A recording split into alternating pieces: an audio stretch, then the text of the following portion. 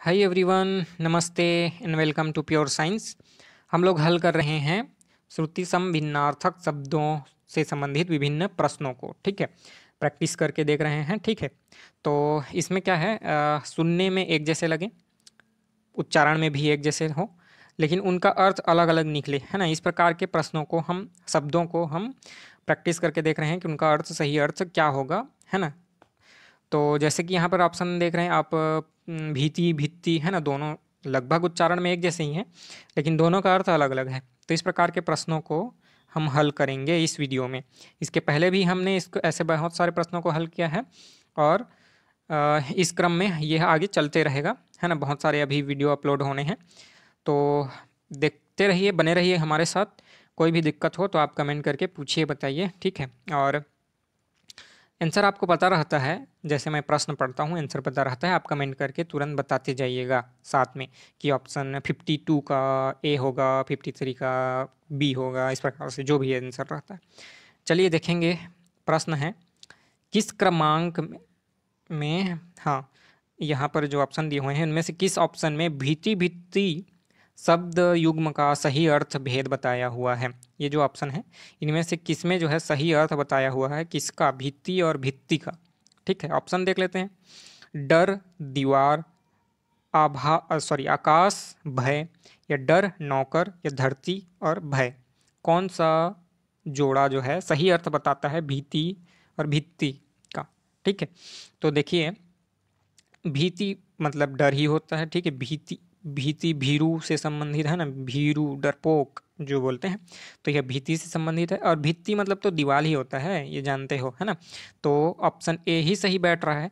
भीति का अर्थ डर, भय से संबंधित, और भित्ति का अर्थ दीवार, दीवार, है ना, इससे संबंधित। तो ऑप्शन ए सही उत्तर है। भीति भित्ति का सही अर्थ है डर और दीवार। अगला प्रश्न, किस क्रमांक में प्रसाद और प्रासाद शब्द युग्म का सही अर्थ बताया हुआ है। प्रसाद और प्रासाद, ठीक है, तो इन दोनों शब्दों से आप परिचित हैं।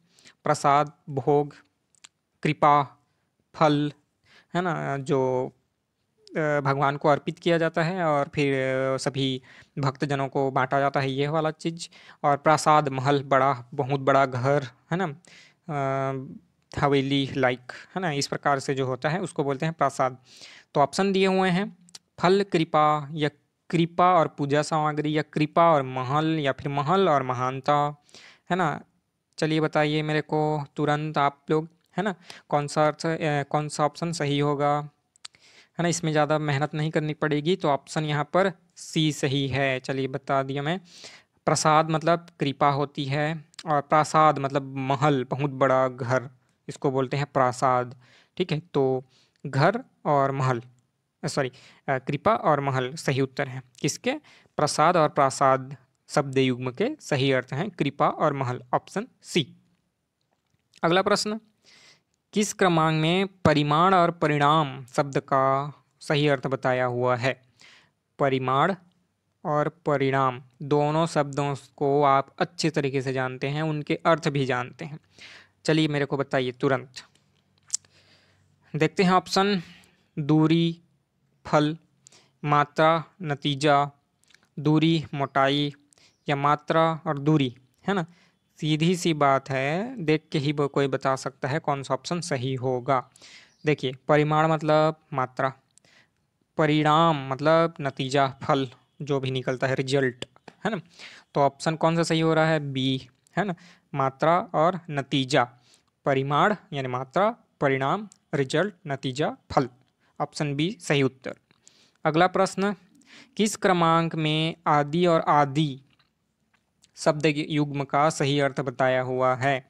इन दोनों को भी आप जानते हैं बहुत अच्छे तरीके से, है ना। आदि और आदि, ऑप्शन दिए हुए हैं, पूर्व, अंत, या अभ्यस्त वगैरह, या अंत प्रारंभ, या प्रारंभ अभ्यस्त, है ना।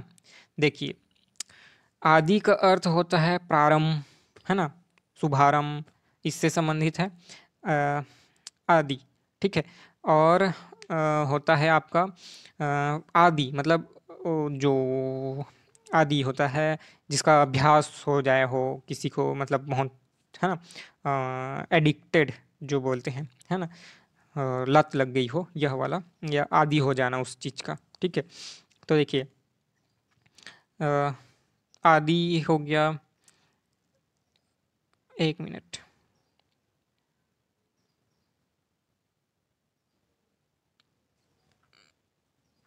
ठीक है। तो हो गया, आदि का मतलब हो गया आपका पूर्व या प्रारंभ, और आदि मतलब अभ्यस्त। ठीक है, तो प्रारंभ या पूर्व और अभ्यस्त, ठीक है, आदि। तो ऑप्शन डी सही उत्तर हो रहा है। प्रारंभ होना, आदि, है ना, जिसका शुभारंभ प्रारंभ हो, और आदि मतलब अभ्यास हो जाना। ठीक है, बार बार करके उसका लत लग जाना, या फिर कहें कि आदी हो जाना किसी चीज़ का। ठीक है, तो ऑप्शन डी सही उत्तर है। अगला प्रश्न देखते हैं, किस क्रमांक में कृति और कृति शब्द युग्म का सही अर्थ बताया हुआ है? कृति जिसमें छोटाई की मात्रा लगी हो, और कृति जिसमें बड़ाई की मात्रा लगी हुई हो। ठीक है, तो कौन सा यहाँ पर ऑप्शन सही बैठ रहा है, बताइएगा मेरे को। ऑप्शन देख लेते हैं, कर्म और रचना, या रचना और करने वाला, या किया गया और कर्म और रचना और रम्य। ठीक है, तो कौन सा ऑप्शन सही है किसके लिए? कृति और कृति के लिए। ठीक है, कृति और कृति के लिए कौन सा ऑप्शन सही है?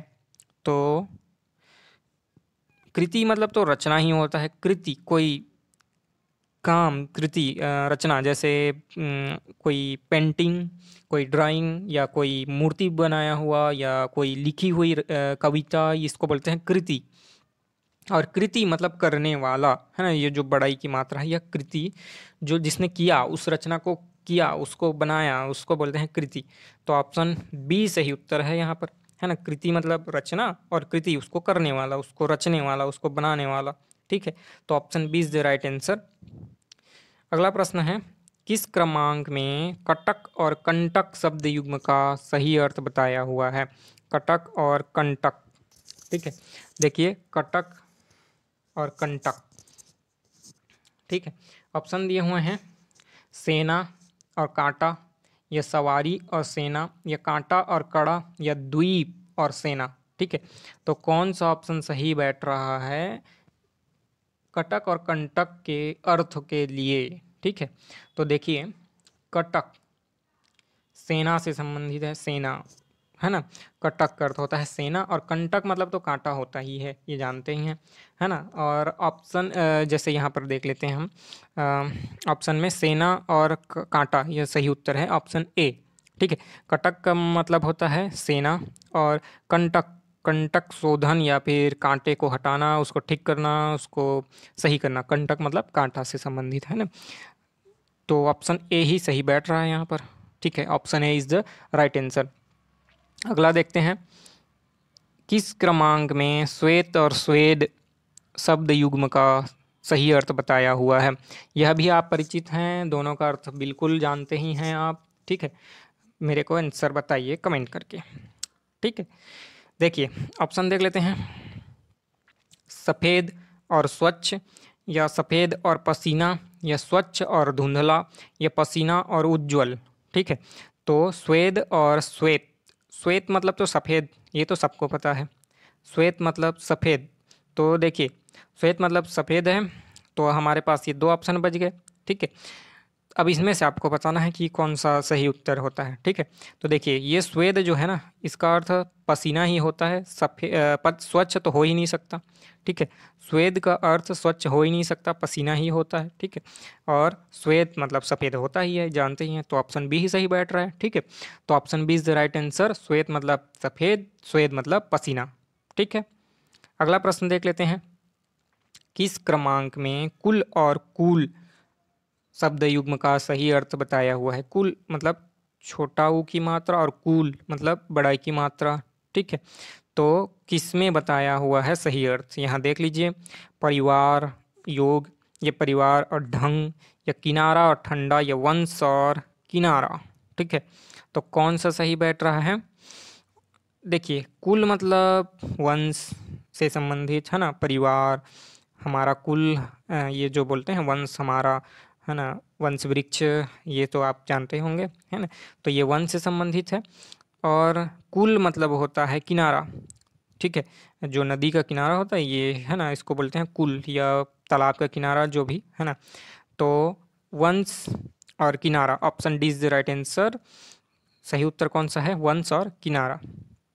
अगला प्रश्न, किस क्रमांक में कुंतल और कुंडल शब्द का सही अर्थ बताया हुआ है? ऑप्शन देख लीजिए और आंसर बता दीजिए। कुंतल भी आप जानते हैं, कुंडल भी आप जानते हैं, ठीक है। कुंतल और कुंडल, ऑप्शन है सेना और कुंडली, या कुंभ और हाथी, या केस और कर्णाभूषण यानी कान का आभूषण, और हाथी और सांप, ठीक है।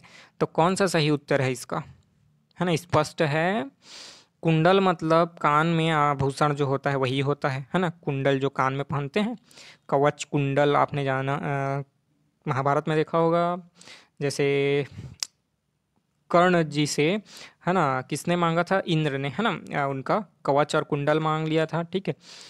तो कुंडल कान का आभूषण, और कुंतल मतलब केस ही बन रहा है, ठीक है। तो ऑप्शन सी, है ना, कान का आभूषण को ही कुंडल बोलते हैं और कुंतल मतलब केस।